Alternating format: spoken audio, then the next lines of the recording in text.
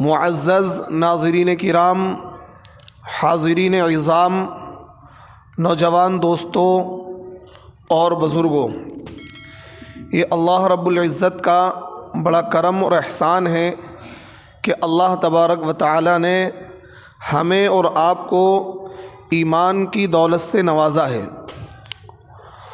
اور اللہ تبارک و تعالی نے ہمیں اور آپ کو یہاں پر جمع ہونے کی توفیق عطا فرمائی۔ دیکھیے، ابھی جو حدیث میں نے پڑھی ہے یہ مسند احمد کی روایت ہے، اس کا حدیث نمبر ہے 1318، اور یہ صحیح درجے کی روایت ہے۔ نبی کریم صلی اللہ علیہ وسلم اس حدیث میں یہ ارشاد فرما رہے ہیں کہ جس شخص نے اللہ کی رضا کے لیے مسجد کو تعمیر کیا تو اللہ تبارک و تعالی اس کے لیے اس جیسا ایک گھر جنت کے اندر تعمیر کر دیتے ہیں۔ تو یہاں اس جیسے گھر سے مراد مطلب جس طریقے سے وہ اللہ کی رضا کے لیے مسجد کو تعمیر کرے گا تو اللہ تبارک و تعالی اس کے لیے جنت میں گھر تعمیر کر دیں گے۔ اس سے مطلب یہ نہیں ہے کہ جتنی بڑی مسجد آپ نے تعمیر کی ہے اتنا ہی بڑا گھر ملے گا، بلکہ اس سے کہیں زیادہ بڑا گھر آپ کو جنت میں اللہ تعالیٰ عطا کریں گے۔ یہ تو ایک مثال ہے، تمثیل ہے کہ جس طریقے سے آپ اللہ کا گھر تعمیر کرتے ہیں تو اللہ تبارک و تعالیٰ آپ کے لیے جنت میں گھر تعمیر کرتا ہے۔ دیکھیے، یہ جو مساجد ہیں، ان مساجد کو اللہ تبارک و تعالی نے اپنا گھر قرار دیا ہے۔ یہ جتنی بھی مساجدیں ہیں، یہ مساجد کیا ہیں؟ یہ اللہ کا گھر ہیں۔ اللہ تبارک و تعالی نے مسجدوں کو کیا کہا ہے؟ بیت اللہ کہا ہے، یعنی کہ اللہ کا گھر کہا ہے۔ تو اللہ کا جو گھر ہے، جب ہم اس کی تعظیم کریں گے اور اس کی تکریم کریں گے اور اس کی تعمیر اور ترقی میں حصہ لیں گے تو یقیناً اللہ تبارک و تعالی ہمارے اس عمل سے خوش ہوں گے۔ اللہ تبارک و تعالی ہمارے اس عمل سے خوش ہوں گے، کیونکہ اللہ کے نبی صلی اللہ علیہ وسلم نے ارشاد فرمایا، احب البلاد الی اللہ مساجدها، کہ سب سے بہترین جو جگہ ہیں شہروں کے اندر اللہ کے نزدیک وہ کیا ہیں؟ مسجدیں ہیں۔ وَأَبْغَضُ الْبِلَادِ إِلَى اللَّهِ أَسْوَاقُهَا، اور شہروں میں سب سے بدترین جو جگہیں ہیں وہ وہاں کے بازار ہیں۔ یعنی اللہ تبارک و تعالی مسجدوں کو بہترین اور محبوب ترین جگہ قرار دے رہے ہیں۔ اللہ تبارک و تعالی کہ اللہ تبارک و تعالیٰ یہ کہہ رہے ہیں کہ اللہ کے نبی صلی اللہ علیہ وسلم یہ کہہ رہے ہیں کہ اللہ تبارک و تعالیٰ کو جو سب سے پسندیدہ چیز ہے شہروں میں وہ کیا ہے؟ مسجدیں ہیں، اور شہروں میں جو سب سے بدترین چیزیں ہیں، جو بدترین جگہیں ہیں، وہ وہاں کے بازار ہیں۔ لیکن آج ہم کیا ہیں؟ بازاروں کو تو آباد کرتے ہیں، مسجدوں کو آباد نہیں کرتے۔ آج بازار ہمارے خوب آباد ہیں۔ آپ دیکھیے، جتنے بھی بازار ہیں، چاہے وہ سنڈے بازار ہوں، چاہے وہ سیلم پور کا جمعرات بازار ہو، چاہے وہ سونیا وہار کا کیا ہے منگل بازار ہو، وہ بہت اچھی طریقے سے آباد ہیں، بہت اچھی طریقے سے آباد ہیں۔ ان میں کیا ہے؟ خوب خرید و فروخت، سیل پرچیز ہوتی ہے، خوب رونق ہوتی ہے۔ لیکن جو ہماری مسجدیں ہیں وہ کیا ہیں؟ ویران ہیں، خالی ہیں، کیونکہ مسجدوں کی جو آبادی ہے، مسجدوں کی جو چکا چوند ہے وہ دو طریقے سے ہے۔ ایک چکا چوند تو یہ ہے کہ مسجدیں اچھی، صاف ستھری اور خوبصورت ہوں۔ دوسری چکا چوند یہ ہے کہ مسجدوں کو ہم نماز پڑھ کر آباد کریں، ہم نماز پڑھ کر آباد کریں۔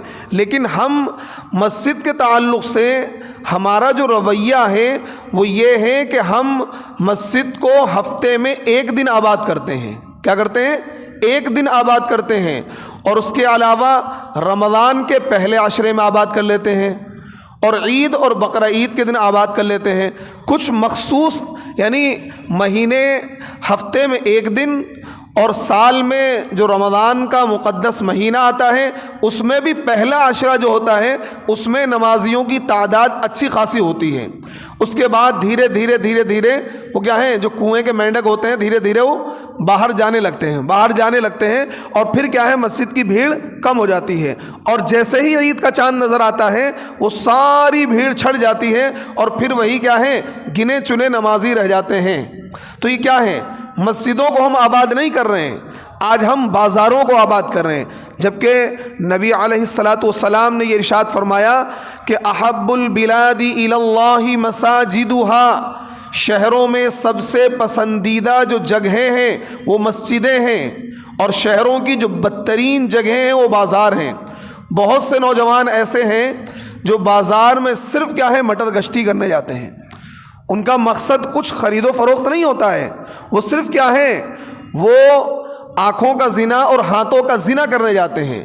وہ غیر محرموں کو دیکھنے جاتے ہیں، غیر محرموں کو ٹچ کرنے جاتے ہیں. ان کا مقصد خرید و فروخت نہیں ہوتا ہے، بلکہ وہ بازار میں ادھر ادھر دھکے مارنے جاتے ہیں اور بازار میں بدتمیزیاں کرنے جاتے ہیں. تو بازاروں کو آباد کر رہے ہیں لیکن وہ مسجدوں کو آباد نہیں کر رہے ہیں. جبکہ اللہ کے نبی صلی اللہ علیہ وسلم نے ارشاد فرمایا دنیا کی بدترین جگہیں بازار ہیں. جتنی بھی برائیاں ہیں وہ آپ کو بازار میں ملیں گی. بازار میں بدنظری بھی ملے گی، بازار میں کیا ہے فحش اور بے حیائی والی باتیں بھی ملیں گی.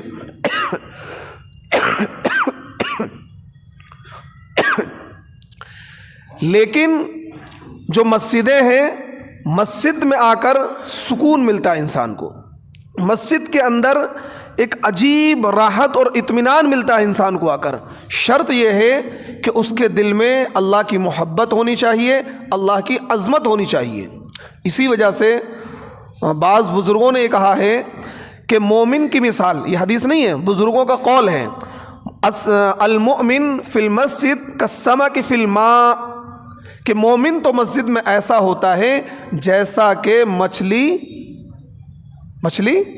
پانی کے اندر. مچھلی کہاں ہوتی ہے؟ پانی کے اندر. مچھلی کو سکون کہاں ملتا ہے؟ پانی میں. تو مچھلی کو پانی کے اندر سکون ملتا ہے. اگر آپ مچھلی کو باہر نکالیں گے تو کیا ہوگا؟ وہ تڑپے گی، پریشان ہو جائے گی، حتیٰ کہ تڑپ تڑپ کر وہ مر جائے گی. تو مچھلی کو سکون کہاں ملتا ہے؟ مچھلی کی زندگی کیا ہے؟ پانی. وہ بچپن میں ایک چھوٹی سی پوئم ہے نا، مچھلی جل کی رانی ہے جیون اس کا پانی ہے، ہاتھ لگاؤ گے تو ڈر جائے گی، باہر نکالو تو مر جائے گی. تو مچھلی کو سکون کہاں ملتا ہے؟ پانی کے اندر.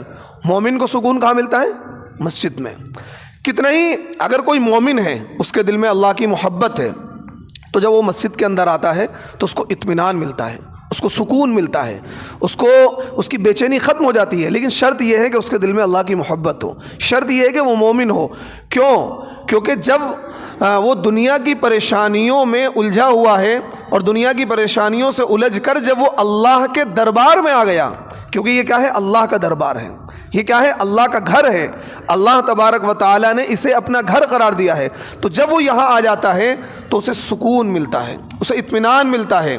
یہی وجہ ہے آپ نے دیکھا ہوگا مسجد میں جب جمعے کی تقریر ہوتی ہے لوگ سوتے ہیں، دیکھا ہوگا. اور خاص طور خطبہ جب ہوتا ہے جب زیادہ سوتے ہیں. دیکھا بھائی؟ غلط تو نہیں کہہ رہا. کیوں سوتے ہیں؟ چاہے بھلے اسے نیند نہ، رات میں وہ ٹیبلٹ لے کر سوتا ہے، لیکن مسجد میں جب امام تقریر کرتا ہے یا خطبہ دیتا ہے تو بہت سے لوگوں کو دیکھا گیا ہے کہ سوتے ہیں. وہ کیوں سوتے ہیں؟ کیونکہ مسجد کے اندر آ کر انہیں سکون ملتا ہے. انہیں کیا ہے کیونکہ جب انسان کو سکون ملتا ہے تو اسے کیا آتی ہے؟ نیند آتی ہے. جب اسے راحت ملتی ہے تو اسے نیند آتی ہے. تو یہی دیکھا گیا ہے کہ مسجد کے اندر جب انسان تقریر میں بیٹھتا ہے یا خطبہ سنتا ہے تو اسے نیند آتی ہے. بار بار کوشش کرنے کے باوجود بھی نیند آتی ہے. کیوں؟ اب مسجد میں آ گیا، اسے سکون مل رہا ہے، اس کی روح کو سکون مل رہا ہے، اسے اطمینان مل رہا ہے. تو اس لیے مومن مسجد کے اندر آ کر کیا کرتا ہے؟ سکون حاصل کرتا ہے، مسجد کے اندر آ کر اطمینان حاصل کرتا ہے. اسی وجہ سے بزرگان دین نے کہا المؤمن فی المسجد کالسمک فی الماء، کہ مومن کی مثال مسجد میں ایسے ہے جیسا کہ مچھلی پانی کے اندر. اور پھر کیا ہے؟ بزرگان دین نے یہ بھی کہا المنافق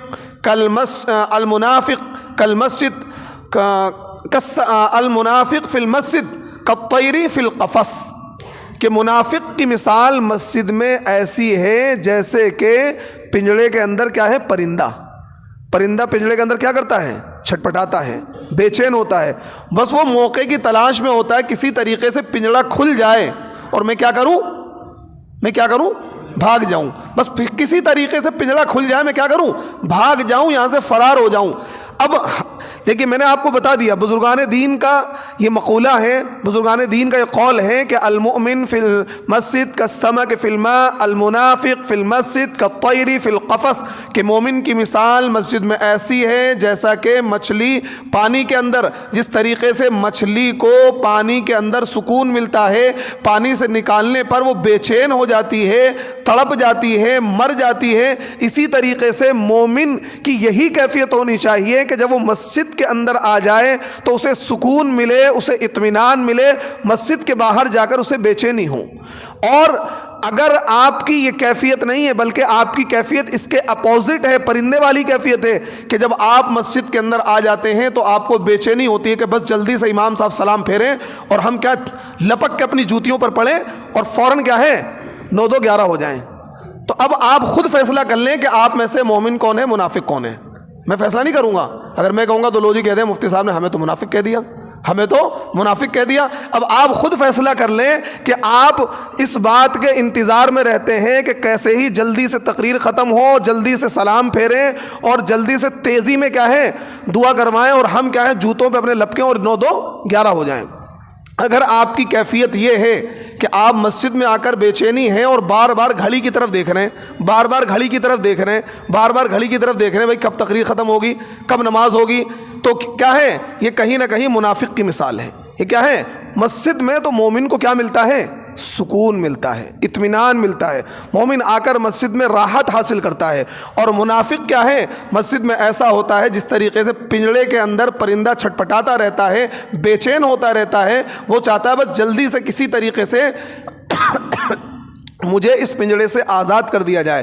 تو وہ بندہ، جس بندے کی کیفیت یہ ہے کہ مسجد میں آ کر اسے بے چینی ہو رہی ہے، گھبراہٹ ہو رہی ہے، بس وہ اس بات کے انتظار میں ہے کسی بھی طریقے سے جلد از جلد نماز مکمل ہو جائے، سلام پھر جائے، یا کھینچ تان کے جلدی سے چندہ ہو کے دعا ہو جائے اور بس میں جلدی سے یہاں سے نکلوں، تو پھر سمجھ لو یہ کیفیت اچھی کیفیت نہیں ہے۔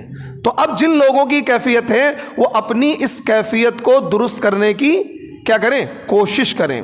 دیکھیے آج ہمارا مزاج کیا ہے، ہم جب باہر کہیں بیٹھتے ہیں چائے کی دکان پر، نائی کی دکان پر، تو وہاں وقت نہیں دیکھتے ہیں، آرام سے گپے شپے ہو رہی ہیں، بس گئے گلی کے نکڑ پہ کھڑے ہو گئے اور کیا ہے نالے پہ بیٹھ گئے یا گھر کے باہر تھلے پہ بیٹھ گئے اور 10 منٹ 15 منٹ آدھا گھنٹہ 2 گھنٹے ایسے ہی گزر گئے۔ ہمیں ٹائم کا اس وقت احساس نہیں ہوتا ہے۔ ٹائم کی قیمت ہمیں اس وقت پتہ لگتی ہے جب مسجد میں ہم 2 منٹ لیٹ ہو جاتے ہیں، امام صاحب 2 منٹ لیٹ آ کر نماز پڑھاتے ہیں، اس وقت ہمیں لگتا ہے کہ ٹائم بہت قیمتی چیز ہے، بھائی 2 منٹ لیٹ کیسے ہو گئے، یہ 2 منٹ کیا ہے تقریر لیٹ کیسے ہو گئی، اس وقت ہمیں ٹائم کی قیمت کا احساس ہوتا ہے۔ لیکن جب ہم گلی میں کھڑے ہوتے ہیں، چوراہے پر کھڑے ہوتے ہیں، چائے کی دکان پر ہوتے ہیں، نائی کی دکان پر ہوتے ہیں، گھر میں نیوز دیکھ رہے ہوتے ہیں، نیوز پیپر پڑھ رہے ہوتے ہیں اور دوستوں سے مٹر گشتیاں کر رہے ہوتے ہیں، اس وقت ہمیں ٹائم کی قدر نہیں ہوتی ہے۔ چاہے 2 گھنٹے کے بجائے 4 گھنٹے لگ جائیں، لیکن ہمیں ذرہ برابر شکایت نہیں ہوتی کہ ہمارا ٹائم ضائع ہو گیا، ہمارا ٹائم برباد ہو گیا، اس وقت ہمیں ذرہ برابر شکایت نہیں ہوتی ہے۔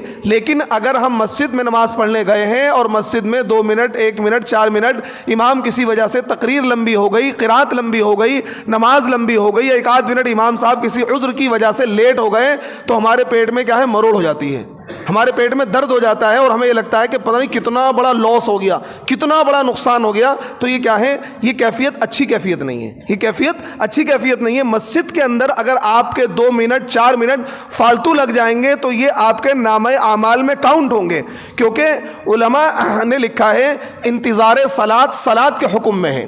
اگر آپ مسجد کے اندر بیٹھ کر نماز کا ویٹ کر رہے ہیں، نماز کا انتظار کر رہے ہیں، تو آپ کو نماز کا ثواب مل رہا ہے۔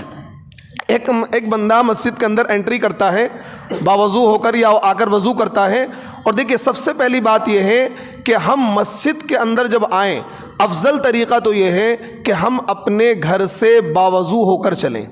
افضل طریقہ یہ ہے۔ افضل طریقہ کیا ہے؟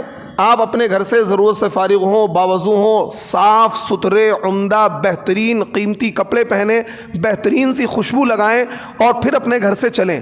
اور پہلے کی جو سنت ہے وہ گھر پر ہی پڑھ کر آئیں، اور بعد کی سنت بھی گھر پر ہی جا کے پڑھیں، یہ افضل طریقہ ہے۔ ہاں اگر آپ کو یہ امکان ہے کہ بھئی بعد کی سنت گھر پہ جا کر نہیں پڑھ پائیں گے، بچوں میں لگ جائیں گے، کام میں لگ جائیں گے، چھوٹ جائیں گی، تو پھر کیا ہے، آپ بعد کی سنت مسجد میں پڑھ کر نکل جائیں اگر آپ کو یہ امکان ہو۔ اگر آپ کی عادت ہے نہیں جی ہم پہلے اور بعد کی سنت گھر پہ ہی جا کر پڑھیں گے، تو افضل طریقہ یہ ہے کہ آپ گھر سے ضرورتوں سے فارغ ہو کر باوضو ہو کر مسجد میں انٹری کریں، مسجد میں بڑے ادب اور احترام کے ساتھ، بڑے وقار کے ساتھ آپ انٹری کریں، کیونکہ آپ کہاں آ رہے ہیں؟ اللہ کے گھر میں آ رہے ہیں۔ اللہ نے اس کو اپنا گھر قرار دیا ہے۔ اللہ نے دنیا کی مساجد کو یہ کہا ہے کہ میرا گھر ہے۔ جب ہم احکم الحاکمین کے دربار میں جا رہے ہیں، جو بادشاہوں کا بادشاہ ہے، جو حاکموں کا حاکم ہے، تو ہمارے دل میں وہی عظمت ہونی چاہیے۔ جب یہ تصور اب ہمارے ذہن میں کیا ہوتا ہے، ہمارے محلے کی مسجد ہے، مسجد ہے، ہمارے محلے کی مسجد ہے، اور ہم ایسی، جب ہمارے ذہن میں یہ تصور ہوگا، یہ خاکہ ہوگا کہ اللہ کے دربار میں جا رہے ہیں، احکم الحاکمین کے دربار میں جا رہے ہیں، بادشاہوں کے بادشاہ کے دربار میں جا رہے ہیں، تو اس وقت ہمارے دل میں عظمت آئے گی اور ہم عظمتوں کے ساتھ مسجد میں داخل ہوں گے۔ مسجد میں آپ داخل ہوں تو آپ کے جسم سے خوشبو آنی چاہیے، آپ کے کپڑے صاف ستھرے ہونے چاہیے، اور بڑے وقار کے ساتھ مسجد میں داخل ہوں، مسجد کی صفائی کا خیال رکھیں۔ لیکن ہوتا کیا ہے، اگر بس چلے تو مسجد کے اندر تک ہی چپل لے آئیں، جبکہ مسجد کے اندر سسٹم ہے، ریک لگی ہوئی ہے، پائدان لگا ہوا ہے، ادب احترام کے ساتھ چپل باہر اتاریں اور وہیں جھاڑ دیں گندگی تاکہ وہیں رک جائے، اور پھر مسجد میں جو ریک لگی ہو وہاں اپنی چپل اطمینان کے ساتھ رکھ دیں۔ اب لوگ کیا کرتے ہیں، میں دیکھتا ہوں کہ مسجد کے اندر انٹری کری اور پہنے اور ریک کے اندر چپل اتار دیں، ایک چپل یوں اتار دی اور ایک چپل یوں اتار دی۔ یعنی اب مجھے ایسا لگتا ہے کہ مجھے خادم رکھنے پڑیں گے، 3 خادم رکھنے پڑیں گے، ایک اس گیٹ پہ، ایک اس گیٹ پہ، بھائی آئیے چپل اتار دیجیے، لائیے، کیونکہ یہ تکلیف بھی گوارا نہیں۔ پہلے ریک وہاں لگی ہوئی تھی تو لوگوں نے کہا بھائی ان دونوں گیٹوں پہ ریک لگ جائے تو پھر لوگ چپل یہاں نہیں اتاریں گے، ریک میں رکھیں گے۔ میں نے کہا پھر بھی لوگ ایسے ہی کریں گے، کیونکہ جب عادت بگڑ جاتی ہے تو اس عادت کو سدھارنا بڑا مشکل ہوتا ہے۔ جبل گردت جبلت نہ گردت، کہ پہاڑ تو ادھر سے ادھر ٹل سکتا ہے لیکن عادت نہیں بدل سکتی۔ مسلمانوں کا مزاج گندگی کا مزاج ہو گیا ہے، تو اب اس مزاج کو سدھارنا بڑا مشکل کام ہے۔ تو کئی لوگوں میں دیکھتا ہوں مسجد میں انٹری کری اور ایک چپل یوں اتاری اور ایک چپل یوں اتاری۔ ارے بھائی اللہ کے بندے، یہ تو جانوروں والی عادت ہو گئی۔ آپ اپنے گھر میں جا کر کے حرکت کرتے ہیں، آپ ادب کے ساتھ وہیں باہر چپل اتاریے، ان کو جھاڑیے کہ آپ اللہ کے دربار میں آ رہے ہیں، اور بڑے وقار کے ساتھ ریک میں چپل رکھ دیجئے۔ یہ طریقہ ہونا چاہیے۔ نہیں تو بھائی کیا ہے، آپ تھوڑا سا چندہ بڑھا دیں، میں 3 خادم رکھ لوں ہر نماز کے لیے، تینوں گیٹ پر آپ کے چپل اتارنے کے لیے، تاکہ آپ کو کے لیے پلکیں بچھائے، بھائی آئیے تشریف لائیے، نماز پڑھنا ہے، لائیے چپل دیجئے، میں رکھ دوں گا۔ آپ کیا ہے، یہ زحمت نہ کریں، کیونکہ آپ جائیں گے تو آپ کیا ہیں، ڈائریکٹ جا کے ریک میں چپل اتاریں گے مسجد کے اندر گھس کر، تو اس لیے پھر مجھے 3 خادم رکھنے پڑیں گے۔ اب آپ کو فیصلہ کرنا ہے کہ بھائی 3 خادم رکھے جائیں گے یا آپ اپنے مزاج کو سدھاریں گے، تو دیکھیے مسجد اللہ کا گھر ہے، مسجد کی صفائی ستھرائی، مسجد کی پاکیزگی، مسجد کو بہتر سے بہتر بنانا یہ ہماری اور آپ کی ذمہ داری ہے۔ یہ مسجد نہ میری ہے نہ کمیٹی والوں کی ہے، یہ مسجد سارے مسلمانوں کی ہے، سارے محلے والوں کی ہے، سب پر اس کا برابر کا حق ہے۔ ہر ایک کی ذمہ داری ہے کہ اس کا تعاون کرے، ہر ایک کی ذمہ داری ہے کہ اس کو صاف رکھنے میں، اس کو ستھرا رکھنے میں، اس کو خوبصورت بنانے میں، اس کی ترقی میں ہر ایک حصہ لے، کیونکہ یہ اللہ کا گھر ہے، کسی ایک کا گھر نہیں ہے۔ یہ اللہ کا گھر ہے، کسی ایک کا گھر نہیں ہے، یہ سب کا گھر ہے، سب کی ذمہ داری ہے، ہر ایک مومن کی ذمہ داری ہے کہ اس کی تعمیر اور ترقی میں حصہ لے، اس کو آگے بڑھائے اور اس کو بہتر سے بہتر بنانے کی کوشش کریں، اور صفائی اور صاف اور ستھرا رکھنے میں آپ معاون بنے، مددگار بنے۔ آج کیا ہم یہ سمجھتے ہیں کہ بھائی مسجد کی صفائی جو ہوگی نا محسن صاحب ہی کریں گے، بلکہ ہمارا یہ جذبہ ہونا چاہیے، کبھی ہم ٹائم نکال کر ہم آئیں۔ مسجد میں جھاڑو لگانا بہت بڑا ثواب کا کام ہے، مسجد کی صفائی کرنا یہ بہت بڑا ثواب کا کام ہے۔ بڑے بڑے اللہ والوں کی آپ جب ہسٹری پڑھیں گے، ان کی تاریخ پڑھیں گے، ان کی سیرت پڑھیں گے کہ وہ ٹائم نکال کر مسجد میں آتے تھے اور مسجدوں کی صفائی کرتے تھے، مسجدوں میں جھاڑو لگاتے تھے۔ یہ کیا ہے، مسجد کی عظمت ہے۔ آپ غیروں کو دیکھیے، ان کے مذہب کو دیکھیے، وہ باطل ہیں، غلطی پر ہیں، لیکن آج دیکھیے کہ ان کے مندر اور ان کے چرچ اور ان کے گرودوارے کتنی صفائی ستھرائی رکھتے ہیں وہ لوگ، کتنا ان کے اندر اپنے گرودواروں کو لے کر، اپنی مندروں کو لے کر، اپنے چرچوں کو لے کر عظمت ہے۔ لیکن آج یہ مومن، یہ مسلمان جو اللہ کا بندہ کہلاتا ہے، نبی سے عشق کا دعویٰ کرتا ہے، لیکن اس کے دل سے دین کی عظمت نکل رہی ہے، مسجد کی عظمت نکل رہی ہے۔ کیا نکل رہی ہے؟ دین کی عظمت نکل رہی ہے، مسجد کی عظمت نکل رہی ہے. ایسا نہیں ہونا چاہیے. مسجد اللہ کا گھر ہے اور اللہ کی گھر کی خدمت کرنا یہ بہت بڑا ثواب کا کام ہے. نبی علیہ الصلوۃ والسلام دیکھیے کتنی اچھی بات ارشاد فرما رہے ہیں. اللہ کے نبی نے ارشاد فرمایا من بنا للہ مسجدا من اللہ لہ بیتا فی الجنہ، کہ جو شخص اللہ کی رضا کے لیے مسجد تعمیر کرے گا تو اللہ تبارک و تعالی اس کے بدلے میں اس کو کیا ہے، جنت میں ایک گھر تعمیر کر کے دیں گے جو دنیا کے فارم ہاؤس سے کہیں زیادہ اچھا، کہیں زیادہ بڑا ہوگا. تو کون شخص ایسا ہوگا جو یہ نہیں چاہے گا کہ مجھے جنت کے اندر گھر ملے؟ کون شخص ایسا ہوگا؟ ہر شخص یہ چاہے گا کہ مجھے جنت کے اندر گھر ملے، اعلیٰ سے اعلیٰ گھر ملے. اب ظاہر سی بات ہے کہ ہر بندہ تو ایسا نہیں کہ جو پوری مسجد تعمیر کرا دے. ہر بندے کے پاس اتنا مال نہیں ہے کہ لاکھوں روپے میں مسجد تعمیر کرا دے. مسجد کی تعمیر میں جو ادنا سے ادنا بھی حصہ لے گا اپنی حیثیت کے مطابق، اپنی پاک اور حلال کمائی کے ذریعے سے، لیکن شرط یہ ہے اس کا مقصد اللہ کو راضی کرنا ہو، اللہ کی رضا کے لیے سمجھ کر یہ کہ اللہ کا گھر ہے اس میں تعاون کروں گا تو اللہ تبارک و تعالیٰ اس کے بدلے میں مجھ کو جنت میں گھر عنایت کریں گے، مجھے جنت میں محل عنایت کریں گے جس کی جو اینٹیں ہوں گی وہ کیا ہے، سونے چاندی کی اینٹیں ہوں گی. اس کا جو گارا ہوگا وہ مشک و عنبر کا ہوگا. مشک و عنبر، جو عنبر آج کتنا مہنگا ہے، عنبر آج کی ڈیٹ میں 12-13 لاکھ روپے کلو ہے آج کی ڈیٹ میں عنبر. تو اب لگا لیجئے مشک و عنبر سے اس کا گارا بنایا گیا ہوگا اور سونے اور چاندی کی اینٹوں کے ذریعے سے اس محل کو تعمیر کیا گیا ہوگا. وہ محل آپ کو دیا جائے گا صرف اس عوض میں کہ آپ نے دنیا میں اپنی حلال کمائی کے ذریعے سے مسجد کی تعمیر اور ترقی میں حصہ لیا تھا.